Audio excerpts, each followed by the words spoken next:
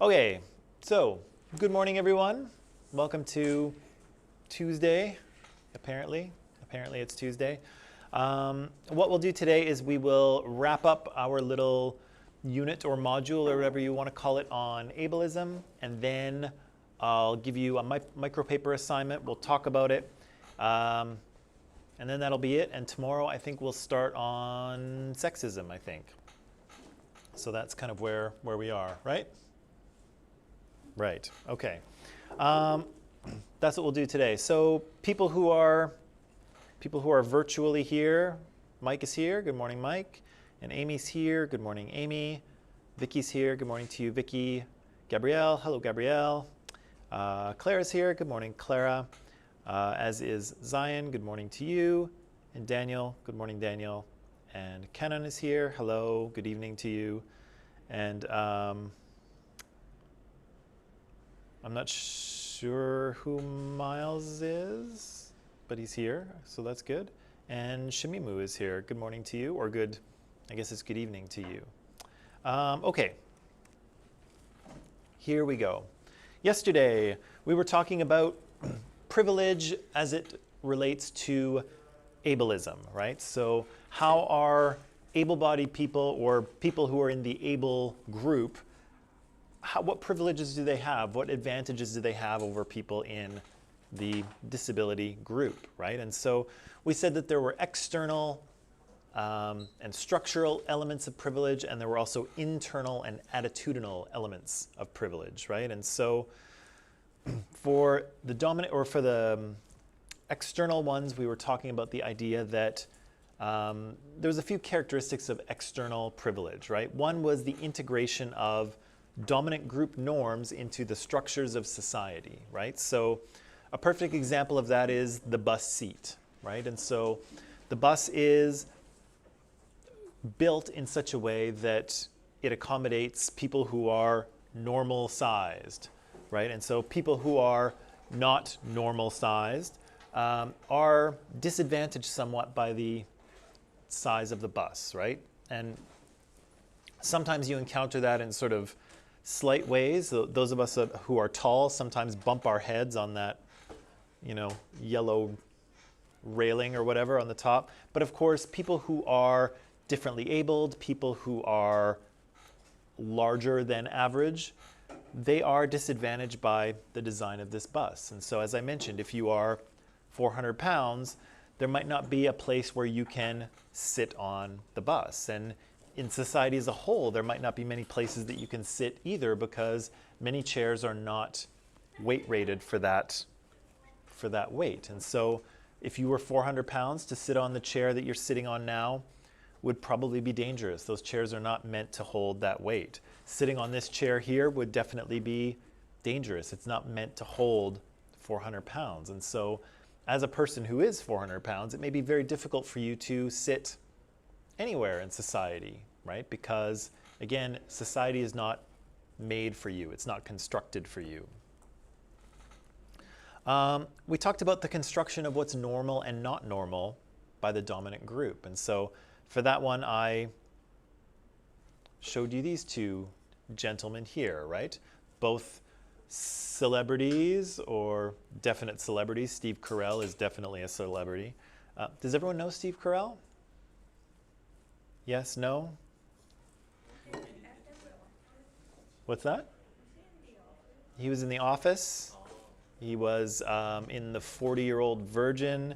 He's in that new Netflix show called Space Force. What else has he been in? He was the voice of Gru in Despicable Me. What else has he done? Lots and lots of stuff. Lots of movies. Yeah, he's done lots of stuff. But anyway, here we have actor, comedian Steve Carell, and we have, of course, our good friend Adam Pearson, right? And so we said that by most standards, Steve Carell's face is a normal face, a handsome face even. And probably most of us can agree that Adam Pearson's face is outside of the boundaries of what society views as normal. But again, what makes it outside of those boundaries, right? Both of these Men have a face on the top of their neck, and they both have two eyes and a nose and a mouth and ears and, you know, a hairstyle that Adam is kind of stylishly scruffed up, right? So both of these faces have things in common. They both do the things that faces do, and yet one is normal and one is abnormal. Maybe not abnormal. One is outside of the boundaries of normal. And so, again, this is not a question we definitely need to answer, but it's interesting to think about who gets to say what's normal and not normal, and where is the line, right? Because of course, all of us have faces on the top of our necks, and all of our faces are unique, right? None of our faces are exactly the same, but most people would agree that we all have normal faces, right? But again, where is the boundary between what's normal and not normal, and who gets to decide what that is, right? And the third one we talked about, which I don't have a slide for, was the invisibility of privilege. And so, like I said, if you are an able person in society, there are all kinds of barriers that you will not encounter because of your status, right? And so, again, I'm sure that those of you who are here, you all came here this morning and you went upstairs and downstairs, and you got on trains or buses, or you walked, or you went up and down curbs, or you looked both ways and crossed the street without a light because you saw nobody coming. And you did all those things without really thinking about them, right? You were probably texting on your phone or listening to music or whatever, and you passed those barriers without even noticing they existed, right? But for someone with a disability, they will feel those barriers, right? They will encounter them as they go through society. We read a little short story that was fictional about people with 3 eyes and people with 2 eyes yesterday, and we used that to highlight the internal and attitudinal elements of privilege. Oh, there better be something for me in there. No? You're 15 minutes late for my class and you don't bring me any A&W? I was actually going to be early, but then I was for it. Yeah, so you're going to blame Sam? You're going to throw Sam under the bus on this? Yeah. Even though you're the one carrying the A&W bag? It's going to be Sam's fault? Yeah. No. Okay. I'll leave you and Sam to work that out a little bit later. I'm still... I find, George, your lack of onion rings disturbing. That's all I'm saying. For me, anyway. So internal and attitudinal dimensions of privilege. The little story showed us a few of those, right? The belief that the 3-eyed people were superior. We kind of encountered that in a few places, right? How did we see 3-eyed people behaving in a way that communicated that they were superior to 2-eyed people? The doctor tried to help. Right. The doctor wanted to fix the 2-eyed person, right? Thinking the 2-eyed people's poor. What's that? I feel sympathy or something like that for the 2-eyed people. Yeah, we see some sympathy for 2-eyed people. Where else do we see that kind of idea? The saleswoman took away the glasses, Right. perfect glasses, and gave her to the bad one. Right. So we've got the fashionable 3-eyed sunglasses, and then we've got the non-fashionable 2-eyed ones, right? And so our main character in the story is looking at the 3-eyed ones, the fashionable ones, but then the salesperson guides her away because those are not for her, right? Apparently she's not allowed to wear the cool ones. She has to wear the non-cool ones because she's not cool enough, right? She's somehow inferior. What else do we see? Superiority of the dominant group. They gave a cane to her. Right. So there seems to be. Tell me what you're thinking about that, Anna. Able people do not need the cane, but because she is 2-eyed, she needs to have it. So they think they are superior and they can give her whatever they want. Right. I guess the idea might be this, that, with only 2 eyes, how could you how could you possibly see where you're going, right? But of course, I think all of us, or at least I hope all of us, instinctively know that 2 eyes is just fine. You can, you can get where you're going just fine with 2 eyes, even with 1, right? And so for some reason, she is seen as inferior. You must take this cane and use it to get around because you must not be able to see. But of course, we all know that you can see quite well with 2 eyes, but the 3-eyed people feel superior in that way. What else? Other ways in which 3-eyed people are superior? The moon. The salesperson said, what was she doing in here anyway?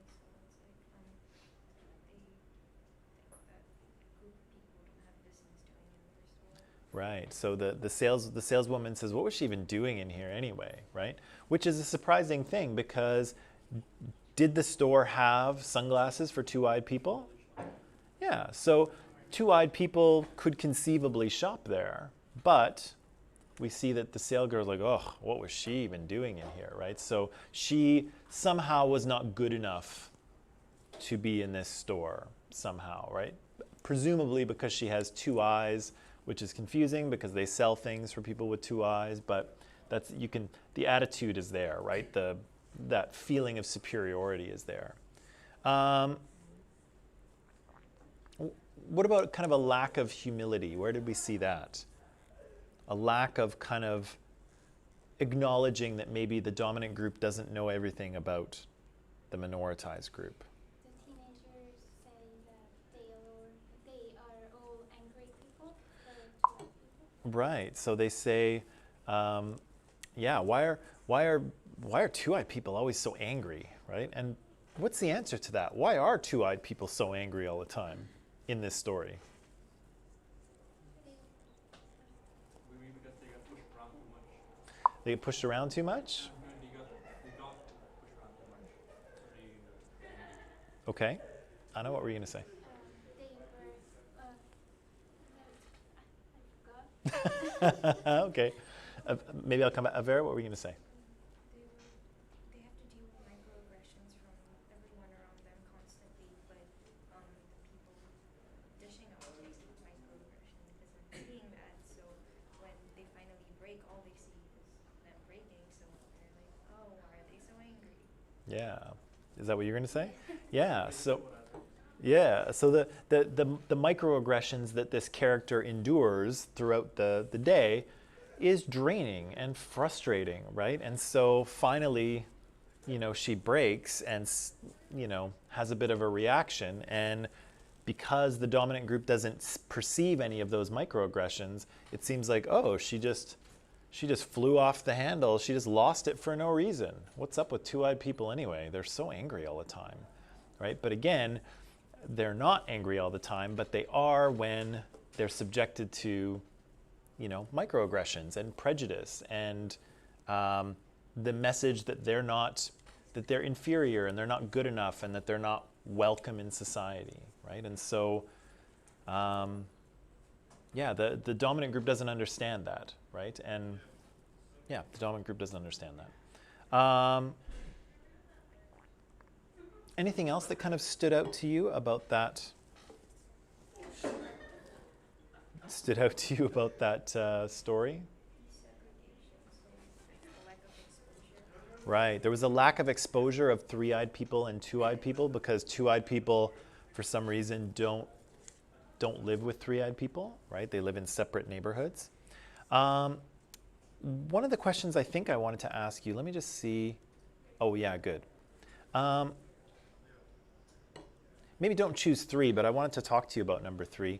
Can you identify similar situations to what we saw in this story, but having to do with racism or sexism or religious oppression or homophobia or heterosexism or something like that? Can you see kind of parallel situations? Because obviously this is 3 eyes and 2 eyes is fictional, but can we bring some of that into the real world and see similar things?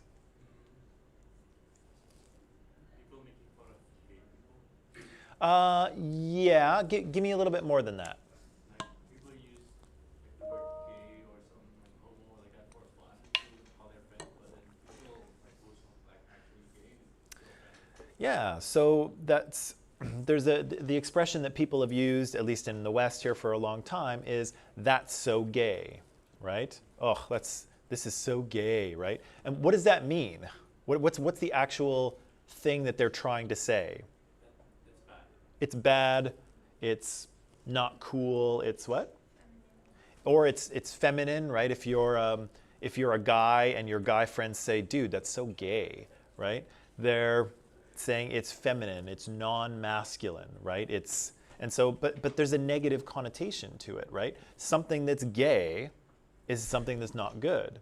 And so again, how does it feel if you are a gay person in society and everyone's walking around saying, "Oh, that's so gay, right? All of that is bad. And so what's the message? That you're bad too, right? That's kind of what's being communicated. But of course, most people who say that aren't thinking about it, right? They're not trying to say anything bad about homosexual individuals, but the message is there, right? And it is transmitted. That's a good one. What else? Other ways in which we see external or internal elements of privilege. Accurate portrayal of races in movies, or even disabilities. Actually, sometimes people get actual disabled people. Right. So we might see in television or in movies, we might see the sort of heavy use of stereotypes in order to, in the creation of characters that are either racial minorities or sexual orientation minorities or religious minorities. We might see a lot of stereotypes being used, right? For this, let me remind you of something in Mean Girls. What do we know about Damien? Or Damien? He's gay, right? And so he's too gay to function, right? And so Damien is very stereotypical, right? He's very what's he like as a character? Act like a girl. He kind of acts very feminine, right? When Katie needs a pink shirt because she needs to wear pink on Wednesday, she says, "Do you have a pink shirt?" And Janice is like, "No." And Damien's like, "Yes, of course." Right? He's talking about Katie's hair, right? When they first meet, he's like, "Do you think this would look good on me?" And he puts Katie's hair on top of his. And so we kind of have this stereotype of him being very shallow, very feminine. He likes pink. He's too gay to function, kind of thing. He likes singing Christina Aguilera ballads for the talent show. And so, again, not that there's anything wrong with any of those things, but he's a lot of stereotypes, right? And so, again, Mean Girls uses those stereotypes to establish his character very quickly. And so he's not very complex. All we need to know is that his name is Damien. His name is Damien, and he's gay. That's all we need to know about him. And that's all he is, right? He's a very kind of stereotypical character in that movie. I said Gamian, yeah. Yeah. Hashtag it. I just created something new. What else? Other kind of real life examples. The world is made for, in the story, 3-eyed people, like in real life, it's made for the dominant group. So like when they read the program for the play, it's made for 3-eyed people in mind. Right. So in everyday, like the curb you said, like it wasn't established into person things, or even little people toilets. Right. And we'll talk about that. We can talk about it a little bit now. Some of the external elements of privilege in the story were the program at the theater and the sunglasses, of course. But in real life, there are structural elements of privilege as well. And the TED Talk we saw yesterday from Sinead Burke, Sinead mentioned a bunch of those. And maybe we can talk about those right now. What kind of elements of privilege did Sinead Burke point out? because she had a whole ton of them. Right. So, well, and bathrooms in general, right? What doesn't work for her when she goes into a public bathroom? It's too high. She can't reach that height. Right. So she cannot lock the stall door, right? So think about that. When next time you go into the bathroom, imagine you cannot lock the stall door. Okay? What does she do instead? She uses her phone. She uses her phone, so she's going to try and nudge it and get it to lock, which sometimes works. Or what does she have to do sometimes? Yeah, so think about that. Next time you go to a public bathroom and next time you have to do number 2, imagine that you either can't lock the stall door or that you have to actually have somebody stand outside and guard while you do number 2. Think about that. Think about how comfortable you're going to be. Very? You're a braver man than I, because I think most of us would rather die than ask someone to stand outside of the stall door while we poop, right? So, but for Sinead, this is a thing, right? She may have to actually do this. What else doesn't work in the bathroom for her? Can't wash her hands? Yeah, the sink is too high, right? She cannot reach the soap or the taps or any of that stuff, right? So what does she do instead? Which we all carry now, right? But yeah, so she has to carry hand sanitizer because she can't reach the sink. What else can she not reach in the bathroom or use? What's that? Yeah, the hand dryer. She can't reach the hand dryer. What else? The toilet seat, right? So if she goes into one of those accessible bathrooms that are accessible for people in wheelchairs, often the toilet is higher, right? Because it's easier to transfer yourself from your chair onto the toilet and off again. So the toilet is actually taller. But for Sinead is this tall, right? So imagine a toilet that comes up to your waist. Imagine using a toilet that is that high. Is that comfortable? No. Is it safe for you to climb up on a toilet that is that high? What if you fall in? Well, that's the thing, is that none of us usually worry about falling in, but for her, she could slip, right? The toilet for her is going to be this high off the ground. She may slip. It's too big. She may actually fall in because she's quite small and the toilet relative to her is quite large, right? And again, is that sanitary to climb up on a toilet?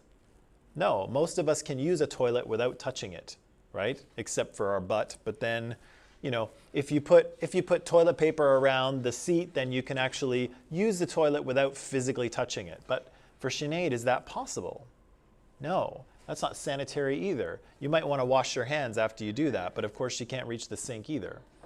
So bathrooms are a problem, right? As are mirrors. That's Sala, by the way. Yeah, so mirrors are the same thing. She can't actually look in the mirror and check her hair or her makeup, which I assume most of us do without thinking, right? We just look in the mirror before we leave and see how pretty we are, and then we're out the door. But Sinead can't do that. George? Never mind? Okay. What about airports? What does she say about airports? Business class. Well, yeah. So she says in some ways she actually has a bit of privilege, right? Because she can sit in economy and she has lots of leg room because her legs are really short, right? Which is a bit of a joke, but is probably true for her. But airports are, yeah. So they make her use a wheelchair and people push her through the airport, and so she doesn't need to use a chair, but she's kind of forced to use one. And that reminds us of the cane from the story, right? She doesn't need the wheelchair, but she is forced to use it. And why is she forced to use it? What's that? Because of her height. And what does that mean for the airport?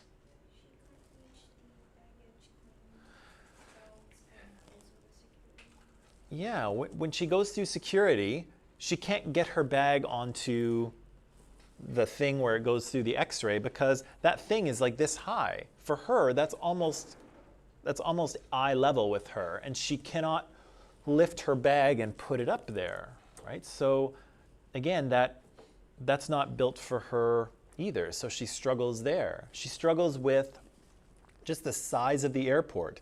Don't they always put your gate at like the furthest possible thing, and you've got to like, you know, take a moving sidewalk, and you've got to walk for 20 minutes, and it seems like, you know, it seems like the gate that your flight is leaving from is actually in the country that you're flying to because it's so far away.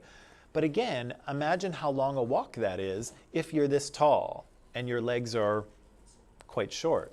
You're going to be walking for a very long time, right? It's a long, long way away. And so, yeah, airports are hellish for her. They're hellish for all of us, but particularly for people like Sinead, right? What other structural privilege or internal privilege does Sinead encounter? There's more. The what? When she orders from a restaurant? Oh yeah. What's the problem there? Right. So she stands in line at Starbucks and people can't see her because the case where the food is like this high, so nobody can even see that she's there. But then when she orders her coffee, then what happens? They put it up high, right? You've been to Tim Hortons down the road. Where do they put your coffee? They put it on that little surface, and it's like this high in the air. Yeah, and there's no lid on it. Can she reach that? No, right? That's way too high. And if she drops it, it's boiling hot coffee, right? So even things like that are problematic for her. Let me just see if I have, I'm just not sure if I have this slide. Nope, I don't have it. Okay, going back to where we were. Sorry, I had a, okay, that was Sinead. Think of the other things that you see in Starbucks where you might go in and you see a bunch of stools. Can Sinead sit on any of those stools? They're probably like this high, which in our height is like this big, right? Is it safe for you to climb up on a stool that's this high? No, right? So can she sit on them? No. She's a graceful, elegant young woman. How easy is it going to be for her to sit in a chair? Not that easy. She's actually going to have to like climb up in the chair like a kid would, right? Is that graceful and elegant and womanly? No, right? What other issues does she have in society? They offer her the kids' shoes. Yeah. Yeah. How does Sinead want to? I think Sinead in this video, I think she's about 30 years old in the video here, give or take. I looked up her age after we did this last time, but I can't remember what it is. But she's a 30-year-old woman. Does she want to dress like a kid? No, she's a mature, sophisticated woman. She wants to be stylish. She wants to look sexy, right? She wants to look professional. And are there a lot of sexy or professional or stylish clothes in that size?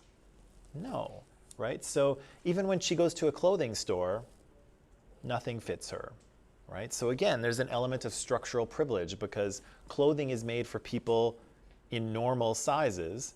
And where is she going to get a nice dress to wear to a party, right? Or what's that? Sure, you can have stuff custom made, but is that cheap? Nope, right? So again, that's a bit of a barrier for her. She wants to be able to present herself to society as a mature, sophisticated woman, but all of the clothes that exists in her size are for children, right? And so what is she going to do? She's got to find other options, right? It's not just as easy as going to the Gap or wherever, or Uniqlo. What else?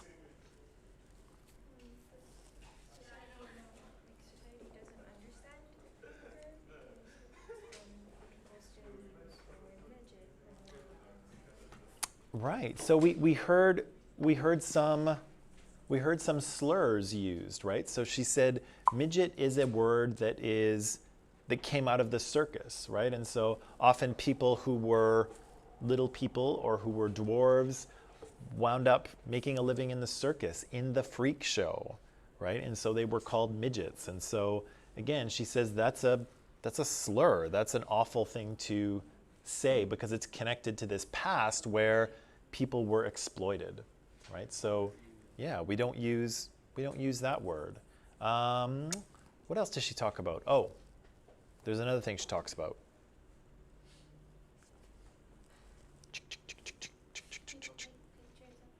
Yeah, people take pictures of her in public. Is that a polite thing to do, to take someone's picture without their consent? No, you don't just walk up to people on the SkyTrain platform and start taking pictures of them, do you? No, that's horribly rude, right? It is not allowed. It's true, George, it's not allowed. No, what? It's illegal, right? I thought as long as we record in like public property is fine. I don't know. I don't know the legality of it, but in terms of social norms, is it polite to do so? No.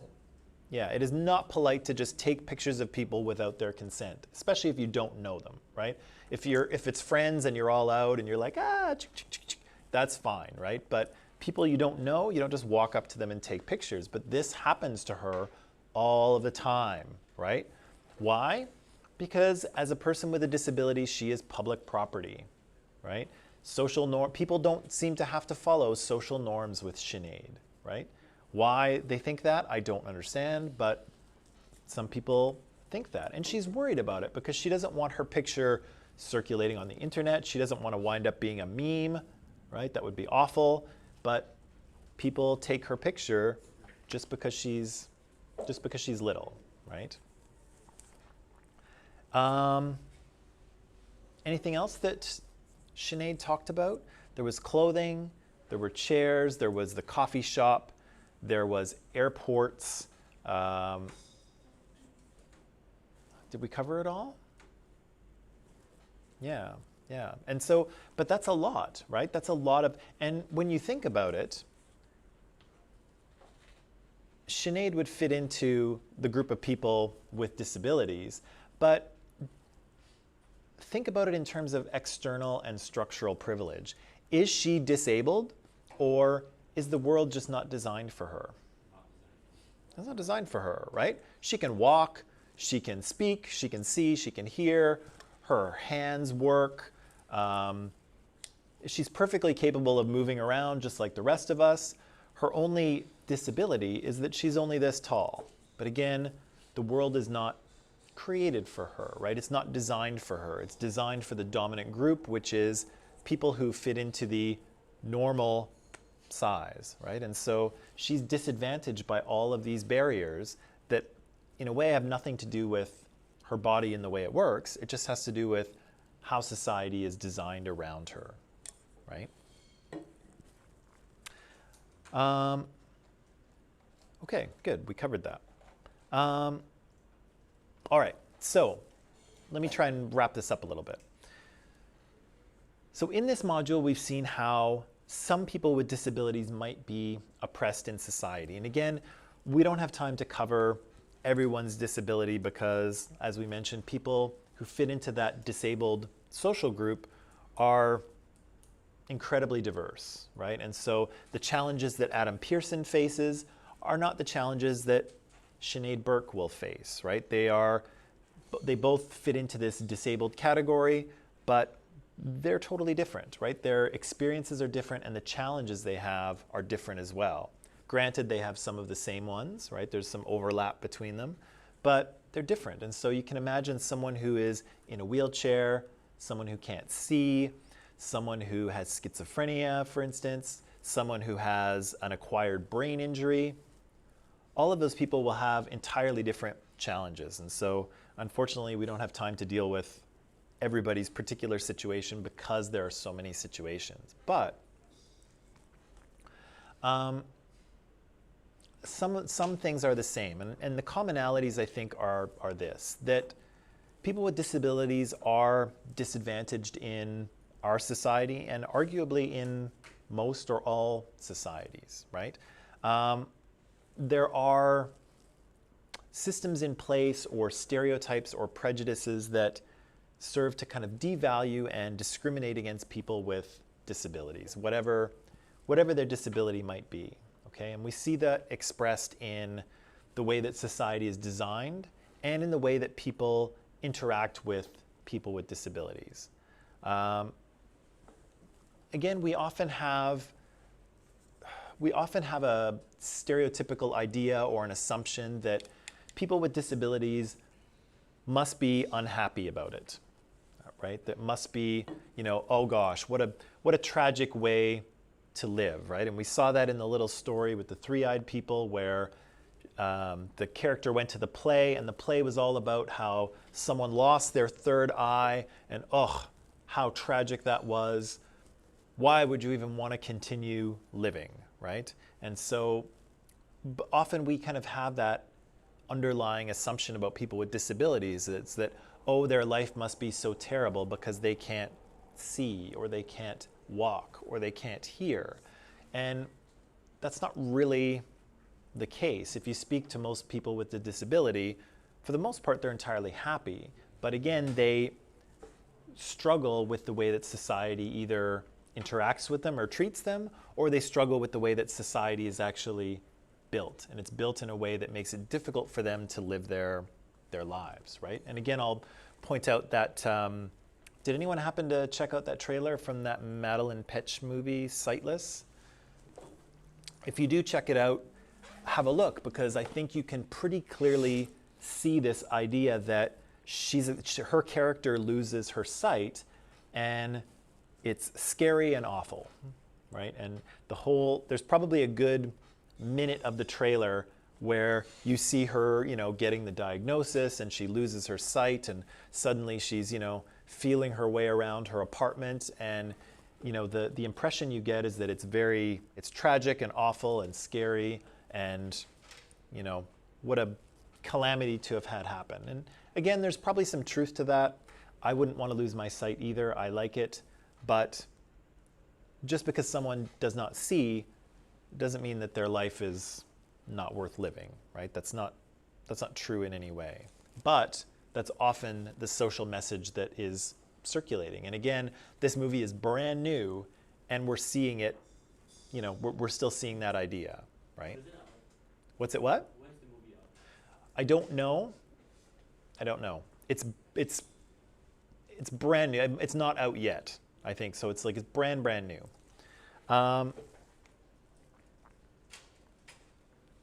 Yeah, so because we often devalue people with disabilities, we often don't invite them to the table and ask them what kind of things they need, right? And so we might be trying to design a city that's more accessible, but again, are we asking people with disabilities what they need for a city to be more accessible, right? Or are we kind of making those decisions for them?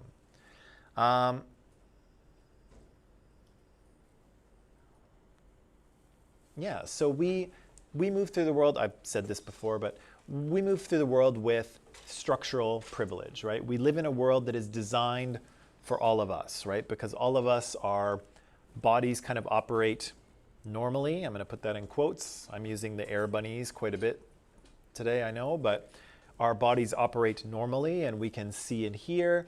And so the world is made for us, and so we don't really encounter any barriers. But people with disabilities do. But of course,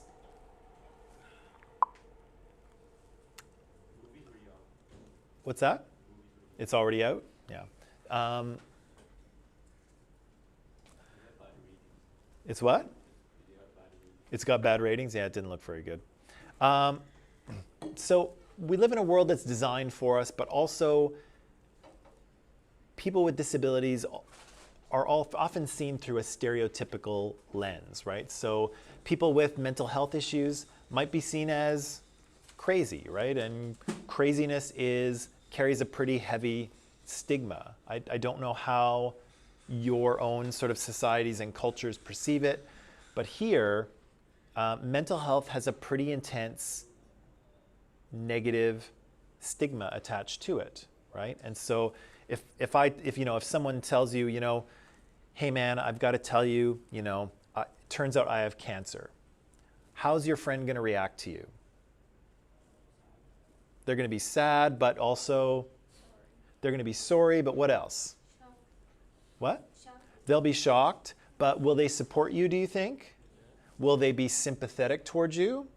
Will they say, hey man, we're going to beat this thing together. You just tell me what you need and I'll be there for you, right? That's a very common reaction, right? People support people with a physical illness. But if you say to your friend, hey, I just came from the doctor and it turns out I'm schizophrenic. People are like, oh, really? You don't say. I'm just going to move over here because you're freaking me out, right? So we have people who get physically sick, we give them support and care and love. People who get mentally ill, we are often less kind of compassionate about that, right? We're less comfortable with people who have mental health issues. People who have physical health issues, we're totally fine with that. And again, Western medicine does an excellent job of treating physical illness, but not so much mental illness, right? And again, that's part of, if you've been hearing, if you've been listening to Black Lives Matter and the murder of George Floyd and the defund the police movement, part of that is worked into that is that often when we have people with mental health issues, we don't send mental health professionals, we send the police, right? And the police are not really trained to deal with that. They're trained to restrain people and to stop them from committing crimes. They're not there, they don't have appropriate training to handle mental health issues. And so some people, and I think rightly, are saying we need another solution. We need the police, but we need something else to deal with people who have mental health issues, because they're not necessarily criminals, they're ill, right? And they need support and they need treatment. They don't need to go to jail. They're not criminals, right? So even right up to the moment here, we aren't dealing with people with a disability very well. We're criminalizing them when we should be supporting them. And again, if somebody had cancer, you wouldn't send the police, right? So again, maybe we need another alternative there. And so again, ableism persists when we don't include the voices of people with disabilities in our society, in our decision making. And so we need to make space for these people, right? And so even though I don't happen to know anyone with a disability that I would invite in here, that's kind of what I try to do with the films that we've seen, right? So we heard about Adam's experience from Adam, right? From a person with a disability. We heard about Sinead Burke's experience from Sinead, right? And so again, we need to give people some space to express their experiences so we can better understand them, and then we can better create a society with fewer barriers, right? Where people like Sinead and people like Adam can sort of pursue the same opportunities that we can without impairment, right? Haneen's got a couple things to say here, and I'm just going to put them up because she's typed them up. So she's talking about Sinead's kind of encountering sort of structural privilege, and so Haneen's mentioning the airport here, which is true, and the bathroom and the sink, and so those are all true, Haneen. And yes, she wants people, or she wants society to support people with disabilities and try to make life easier for them, right? Because is there any reason why someone like Sinead or someone like Adam should struggle in this way? No, right? Adam shouldn't have to face the kind of discrimination and sort of hurtful comments that he does. Similarly, Sinead's body works the same as yours and mine does. Her only disability, if we can call it that, is that she's not very tall, right? And so is there any reason why she should struggle? You know, we've put a man on the moon, right? Humans have walked on the moon.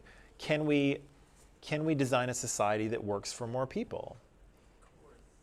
I would say that we can. I don't have a slide of it, but I meant to put a slide of it. Has anyone seen Zootopia? Yeah. Remember the scene where Judy Hopps comes to Zootopia and she arrives on the train?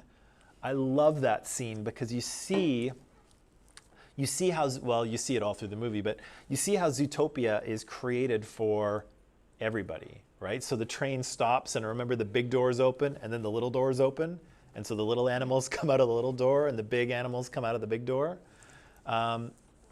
It's a perfect example of, and I know it's an animated movie, but it's a perfect example of how, yeah, you can design things for different people, right? The whole design of Zootopia is around diversity, and the idea is that one size doesn't fit all. And so there are different environments, there are different cars, there are even different parts of town, right? So there's tiny town, right, for all the little voles and mice to live in, and then there's a bigger city for the bigger animals to live in, right? And so Zootopia, even though it's an animated film, it's pretty good though, even though it's an animated film, does a really good job of showing that, you know, you can design things for people with, or animals, with different abilities and different sizes and different ways of getting around. Those things are possible if you just think about them, right? And so that's kind of what Sinead is asking us to do as well, is that you can design a society that everybody can kind of live in and have equal opportunity to enjoy. You just have to actually think about it and do it. Okay, I think that's about all I have for right now. So let's take a little break, come back, and I will give you an assignment. Yes. Okay. 10 minutes. Come back.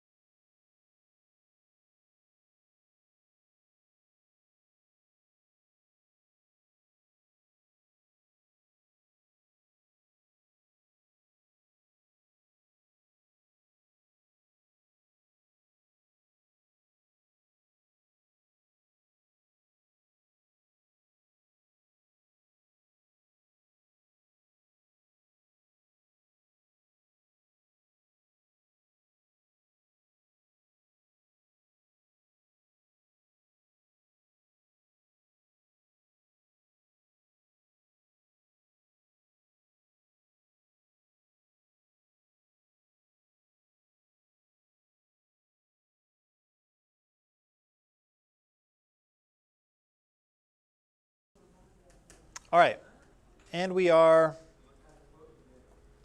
back. So it took me a little while to assign this to you because I was deciding if I was going to do something different or not, and I think I'm going to do something. Well, this is what I'm going to do. I'll explain it to you. What I want you to do is I want you to write a short paper for me, okay? And what am I asking you to do? What am I trying to see in this paper, okay? What I want to see you do is I want to see you be able to find and evaluate information. So I'm going to ask you to find 2 short articles online and use them to write your own very short paper, okay? I want to see you actually find something, and I want to see you find something credible. I want to see you find something that is believable, that is good information, okay? Huh? I will get there. I will get there. I want to see you be able to take the ideas from those articles that you find and put them into your own writing, okay? So I want to be able to see that you've read something, that you understand it, and you can take those ideas and use them in your own writing. I want to be able to see that. I want to be able to see some critical thinking from you, and I want to see some evidence that you are learning something in social justice, okay? So I want to see you talk about the kind of things that we're talking about, or if you happen to be talking about privilege, I want to be able to see that you understand what privilege is. Not that you can tell me the definition of it, but how you are talking about it shows me that you understand, okay? So this is kind of not an exercise in, it's not an exercise in kind of saying the right facts. It's an exercise in thinking and synthesizing and using information, communicating something to me. Hey, back row, am I kind of bothering you guys? It looks like you all have screens up. I don't know what you're watching. You're having lunch. Okay, because I don't want to explain this again, okay? So I want to see you do some critical thinking, and again, I want to see some evidence that you are learning something in here, right? I don't want to read your paper and have it sound like, oh, this sounds like someone who's never sat in my class for a day, right? I want to see some evidence that you know what you're talking about, okay? So what are you going to do? Well, I want you to find 2 credible articles, and we'll get to that in a second, with an argument in them that you can summarize, okay? These do not have to be that long, and in fact, I would definitely look for articles that are short, okay? So there's lots of articles out there that are pages and pages long. I would avoid those. I would try to find something a little more reasonable, okay? Because I don't expect you to read 20 pages for this. That's too much, okay? It's a very short paper. Try to find sources that are also similarly short, and we'll talk about that maybe a little bit more today or definitely tomorrow, okay? You'll read these articles, and I want you to understand what the author is trying to tell you, right? Are they making an argument, and what is it? What are they trying to say? I want you to be able to summarize those arguments. So can you say, this is the conclusion, and this is their premises? Can you show me your personal perspective on the issue? Do you agree with the author, or do you disagree? Or do you agree with some of what they've said, but disagree with other stuff? So I want a little bit of your own perspective in here. You'll write a little short introduction and conclusion, just to round out the paper, because all papers have an introduction and conclusion. And then you'll cite your sources in MLA format, okay? And we can talk about that a little bit as well. Okay, let's talk about a few things before we go further. So this paper is going to hinge on your ability to find a couple of credible sources, okay? And credible means believable, right? Credible means that the person who wrote it we can trust them. They know what they're talking about, right? That they've done their research, or they've learned things, and we can actually trust what they say. There's a lot of stuff out there on the internet that, of course, we cannot trust, because people just write it without doing any research at all or without knowing anything about what they're talking about, and they just blah, they just say it to the world. Doesn't mean that we should listen to them though, right? So, if you're looking for things that are credible, there's two ways you can find your sources. The first way is through the college library, okay? So if you go to the college website and if you click on library right here, and if you click on find materials right here, and if you click on all databases A to Z, you'll come to a page that kind of looks like this. You'll have to enter your login and your password somewhere in there, but eventually you'll get to a page that looks like this. And so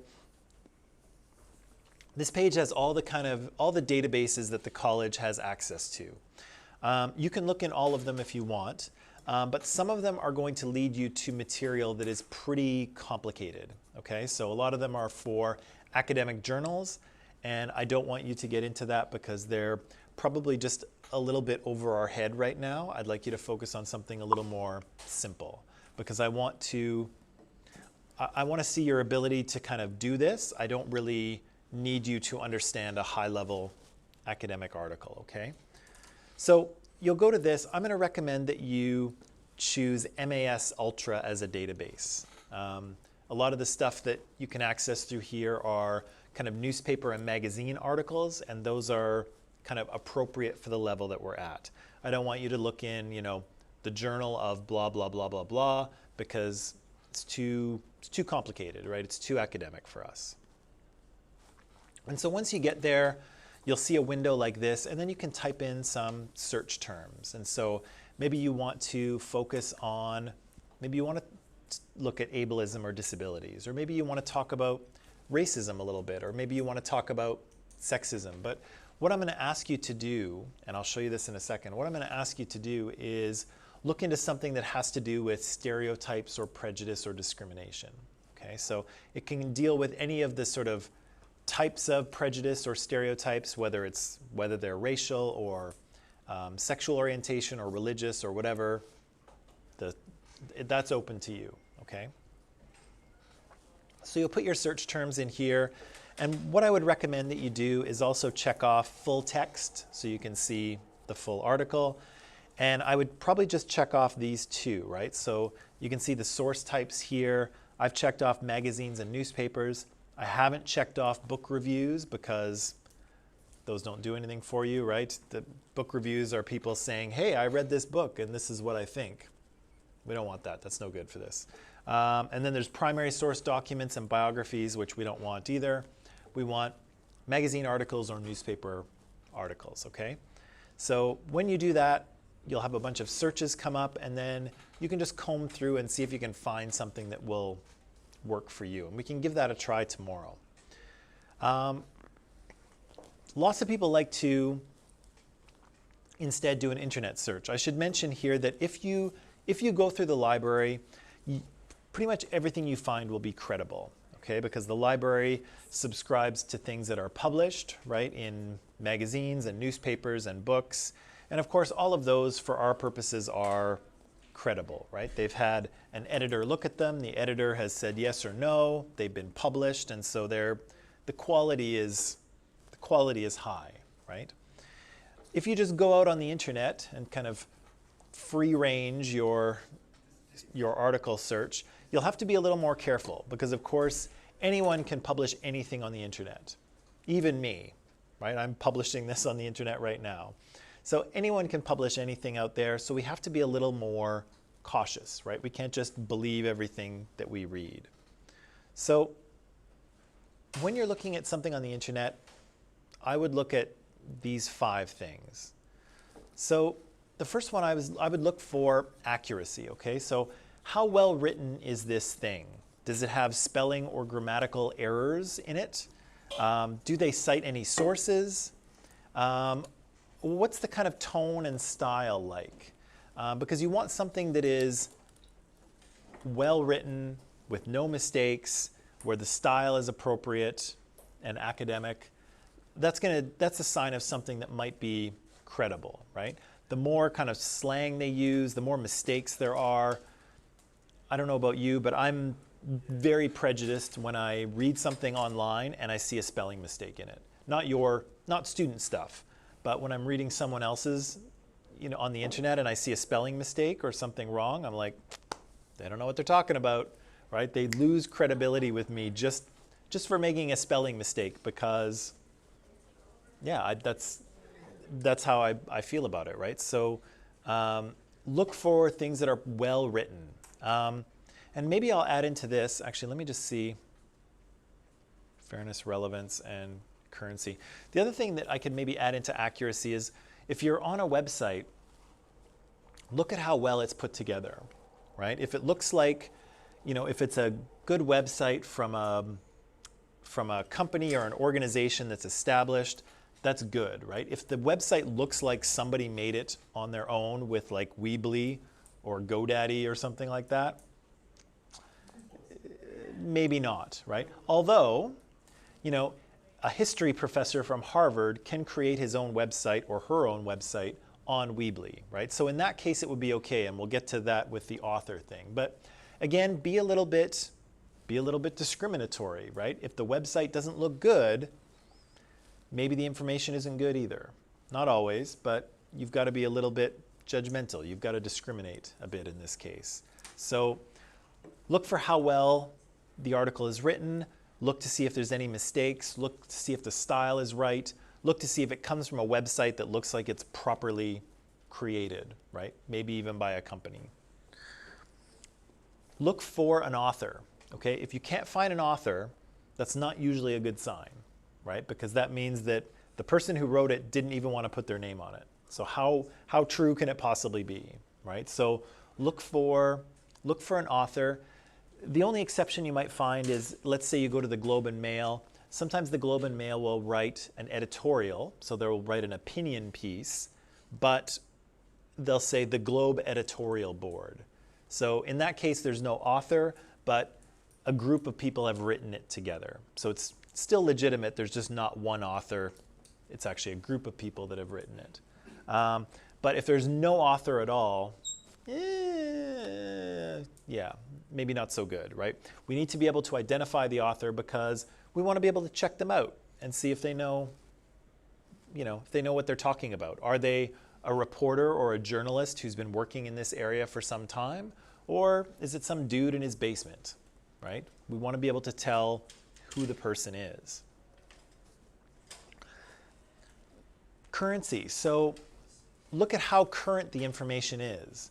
So if you're looking for something on stereotypes and prejudice and discrimination, you're probably going to be looking for something that's more recent, right? You probably don't want to look at something from the 1950s, right? Unless you want examples of stereotype and prejudice, and then you'll probably find them in the 1950s. But if you want somebody who's talking about these things, you're probably going to be looking at more recent articles, right? So look at the date that things are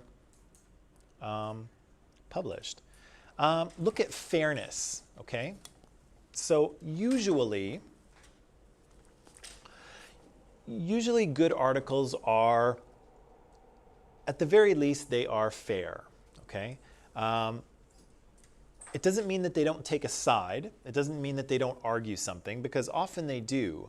But how kind of fair and respectful are they being to the opposite side? If they're attacking the people who might disagree with them, and they're calling them names, and they're making all kinds of wild accusations like the Democrats are going to destroy the country, you might want to, view that as not credible, right? So even though an article can have a position, they can be making an argument, they can try to convince you of something, it doesn't mean that it's not fair, but you can be unfair in arguing your point too, right? You can go too far, you can vilify the other side. So you have to look for kind of how is the person making their argument, right? Are they making it in kind of a respectful, legitimate, evidence-based way, or are they just saying wild things, right? So you've got to watch for that.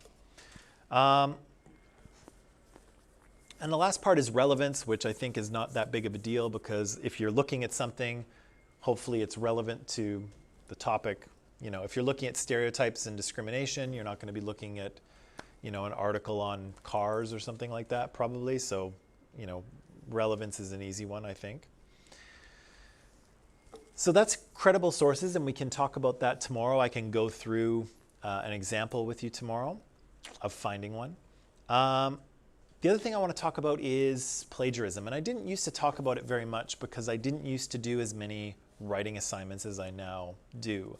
But as COVID has changed everything, now we're doing more writing, and people are doing more plagiarizing. And so you've probably talked about plagiarism in other classes, but what it is kind of taking other people's words or ideas and using them as your own, right? Or putting them into your work and not citing the source. Why is this? This is the cardinal sin of academia, right? The worst thing you can do in academia is to plagiarize something. Why is it so bad? Why is it such a heinous crime, George? In the future, you might get sued, right? That would be bad. Why else is it bad?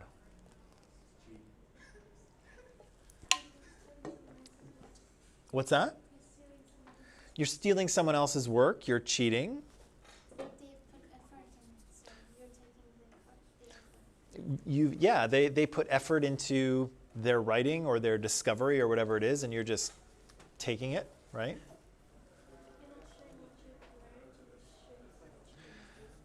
Right. You're not showing what your ideas are, right? And of course, in an educational context, that's important, right? I'm trying to figure out what you know and what you can do.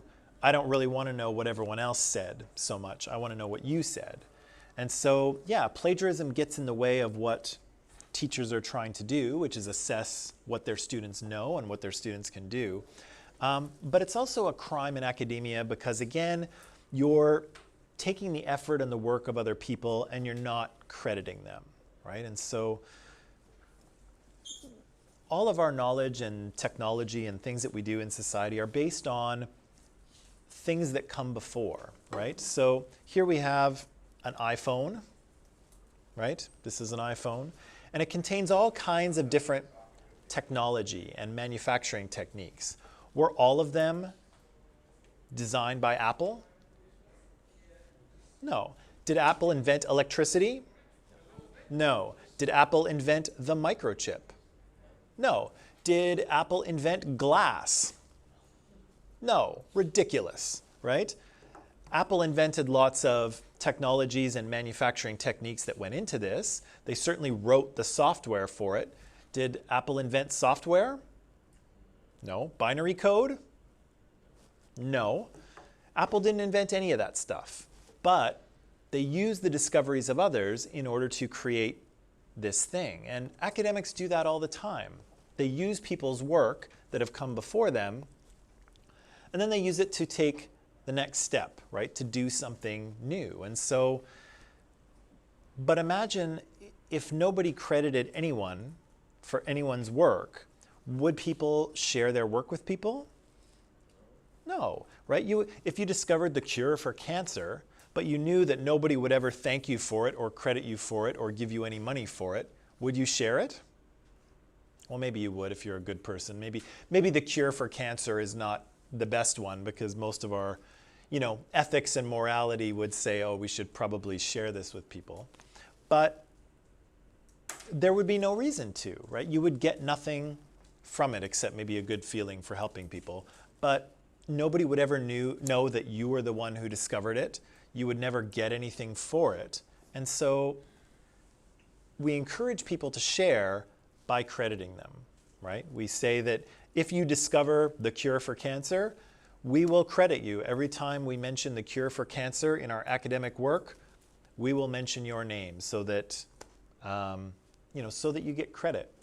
And it occurred to me, it's kind of like hashtagging people or tagging people in Instagram is what it is, right? Because don't you do that?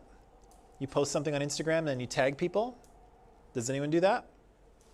Yeah, you do, right? Well, other people do, right? You tag people because you want to say that that's who they are, right? You're like, hey, look who's in this picture. It's this person and this person and this person and this person's dog, right? So you tag everybody in because you're kind of referencing them, right? You're acknowledging them. And it's the same thing when you cite someone. You're tagging them, not in an Instagram thing, but in your own work, right? So that's what I want you to do. If you use someone else's ideas, tag them. It's that simple. It's just like Instagram, just tag them. So again, plagiarism is bad news. It gets in the way of teachers' ability to assess you, but also you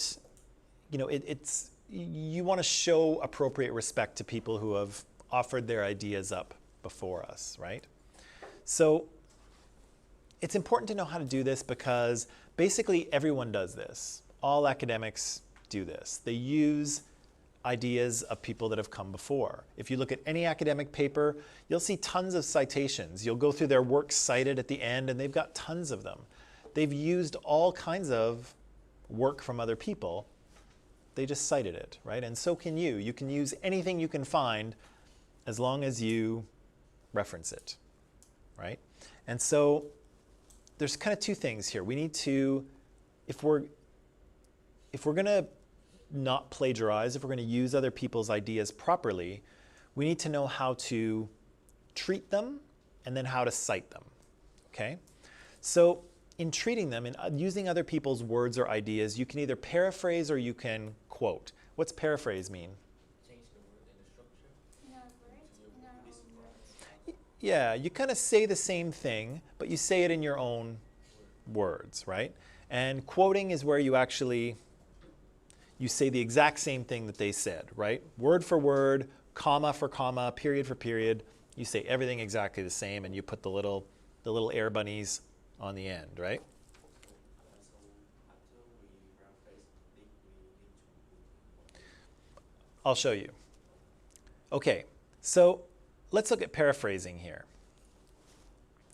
So here is two passages. So we've got an original passage that James D. Lester wrote in his Writing Research Papers, 2nd edition, 1976. And then we have a paraphrase, okay? And so I'm sorry my head is blocking part of that, but I'll let you read it. So there's the original passage, that's what it comes from. And then there's a paraphrase, okay? So it says basically the same thing. It says it in less words. It says it in a shorter version. But you can see that it doesn't say it, it hasn't really borrowed any words. It's kind of an original paraphrase of what James Lester said. See that? It's cool? Okay. Here's an even shorter one. Here's just a summary. And so James Lester is talking about the fact that students overuse quotations in their final research paper. You shouldn't go over 10% of quoted material. And he said usually, James is saying usually that students, they overuse quotes because when they're taking notes, they actually take quotes from different sources and then they put them into their paper. And James is saying really what students should do is when they're taking notes, they should paraphrase, because then the paraphrasing can go into the paper and then they don't have to worry about quoting so much, right? And so that's what this summary says, right? It's a perfect, very short summary of what James Lester's idea is. So both of those are totally legitimate, and you can see, well, you can almost see at the end, my head's in the way, but you can see that they've tagged Lester in at the end, right? Students should take just a few notes in direct quotation from sources to, I guess, in order to minimize the amount of quoted material in a research paper. And then they tag Lester, right? So we've given credit to Lester, and if I read this and I think, did Lester really say that? I can actually go to Lester's writing, I can go to that page, and I can double check and make sure that he actually said that, right? So you just tag him in. This is no good. This is what we don't want to do. And I think this is probably what we have all done at one time or the other, but this is what we do not want to do, right? So do you see what's happening here? Just change the word. It's from last name. Well, yeah, they're just swapping around some of the words, right? Students frequently overuse direct quotation. Students often use too many direct quotations. In taking notes as a result, when they take notes, resulting in. So you can see they've just they've changed a few things, but it's exactly the same, right? They've just changed a few word endings. They've used a synonym or two, right? They've thesaurussed it a little bit. But it's exactly the same thing, and that's what you don't want to do. So you want to be able to read this, understand it, and then come up with either a brief summary of what it says or a longer paraphrase if that's what you want. Okay? Now, that said, the second way is quoting, okay? And so I borrowed this from something we were talking about in History 12, but this is a direct quote, and it comes from our former Prime Minister Wilfrid Laurier in October of 1904, right? And so he says, "Let me tell you, my fellow countrymen, that all the signs point this way, that the 20th century shall be the century of Canada and Canadian development," and blah, blah, right? And so these are the exact words that Wilfrid Laurier said, and so we quote them, right? And we don't change any of it, because when you put something in quotes, you're not allowed to change any of it. It has to be basically exactly the same as the original source. And so that's what Wilfrid Laurier said. We put it in quotes, and it's word for word, okay? Now, I usually advise students not to quote almost anything. In fact, if you didn't quote anything, I would be super happy.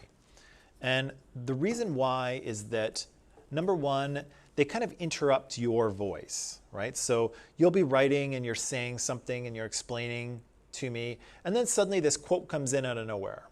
And most students don't really use quotes well enough for the quote to help you. Usually it just interrupts what you're trying to say. And so most of the time I would say, just don't do it. If you want to reference someone's idea, paraphrase it and use it in your own flow, and then tag it, right? Cite them for it. But quotes, I find, just get in the way, and you kind of trip over them. Like you try to put them in your writing and you just trip over them and they don't do anything. You can. What's an integrated quotation to your mind? You write a sentence and you take part of the, you don't quote the full sentence, you quote part of it, and it's integrated into your own sentence, so it's perfect. I would say if you know what an integrated quotation is, you are probably safe to use it. But again, I try to say, like, only use a quote if you really need to hear the exact words, right? And so history is big on this because, we might want to hear the exact words that Wilfrid Laurier said, right? Often you'll see in the news that they'll post Donald Trump's tweet, because every word is important, right? Because tweets are short. And so it's important to know exactly what Donald Trump says so that we can figure out what he means, right? Although the news will often paraphrase what he said as well, but they'll often put the tweet up there and they'll quote it exactly. So I would say, unless you really need to hear the exact words that somebody says, you're usually better just to paraphrase or summarize and just use it in what you're trying to say.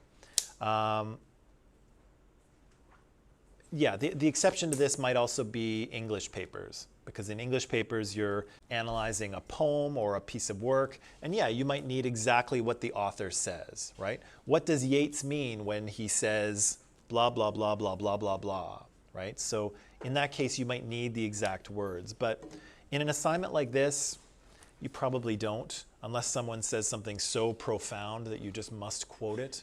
But usually that's not the case. It's better to paraphrase, and then, if you just must hear the exact words of a person, then use them, right?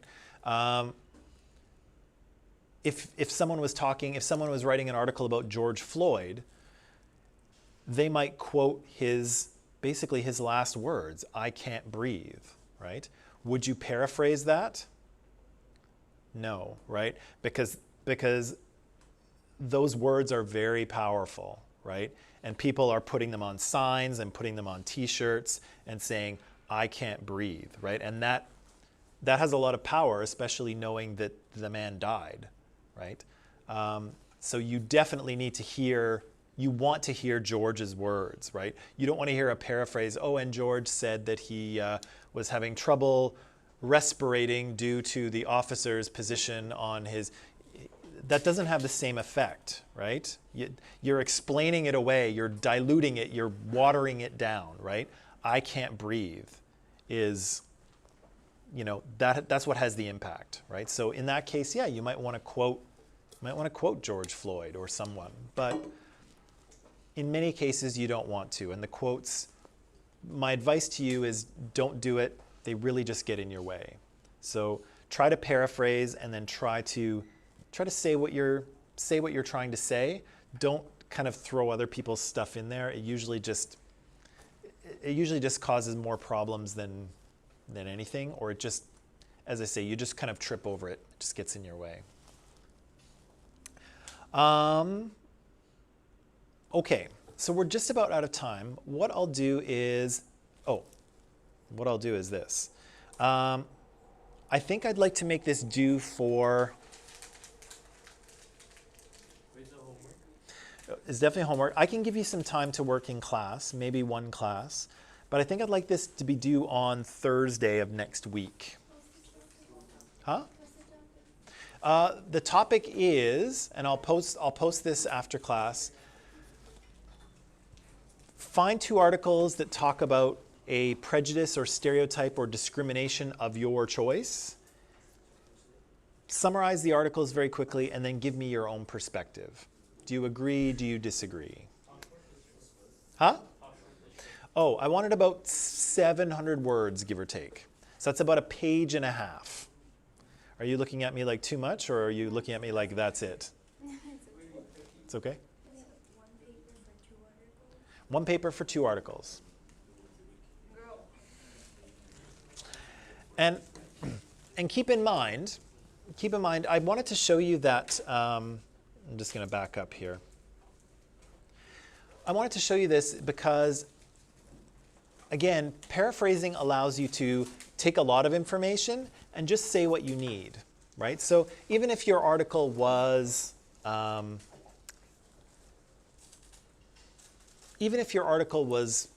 pages long, you could simply summarize it, right? You could simply say that, the TED Talk, the Sinead Burke TED Talk. Sinead Burke argues that people with disabilities face numerous barriers in society and that design should be more conscious of differently abled people. Right? Is that what she said in that talk? Is that her main point? Yeah. Do you have to go into every detail that she says? No. Right? That might be all I want to say about Sinead Burke, is that she argued that people with disabilities are disadvantaged in society and that we can design a better society to remove barriers for those people. Burke, 2014, or whatever. And then I'm done. I don't have to summarize every single thing that she says. And similarly, when you have an article, you don't have to mention every single thing the article says either, right? You just have to take the main points or the point that you want to talk about and put it into your own, right? You don't have to, just because your article is 8 pages doesn't mean you have 8 pages of stuff to pour into your paper. You just have to take what you want to take, right? So the 2 articles are opposing views of the same point, or different views? I would say see what you find. If you find some opposing views, that might be interesting. If you find 2 people who are talking about the same thing but from slightly different angles, that's okay too. Yeah, I just kind of want to see what you can find and see what you can do. Yeah. Hang on. Right. So I'm going to, yeah, so I'll post it right after class so that you can look at it, but I'll talk about it a little bit tomorrow as well. Okay, so maybe I'll show you how to find something, we can talk a little more, and then we'll move on. Yeah. So after we kind of bring for the original source, after that we probably would be asking more. Yeah, so the MLA format will tell you how to do it properly, but yeah, basically that's what you do, right? You usually have the author's last name. Sometimes you have a year, although I don't think MLA does that. Yeah, because if an online source, then they just like they don't have my number. Yeah. So last name or It depends. Yeah, you got to check the formatting, but yeah, basically that's what you do, right? And so again, if I wanted in my paper, if I wanted to talk about Sinead Burke, Sinead Burke says that people who are differently abled experience barriers, and that we can design a better society that it works for everyone. Burke, 2014, or Burke, close bracket, or whatever, right? So all I have to do is just say her main point, if that's all I want to say about it, and then tag her, and I'm done, right? I don't have to say every single thing that she said. Yeah, and we'll have that due next Thursday, but I'll talk about it a little more tomorrow. Cool enough for now? Yep. Okay, that is it. Pack it up, and I'll see you tomorrow. Same thing online, people. We'll talk about this a little more tomorrow. Good work today. I'll see you tomorrow.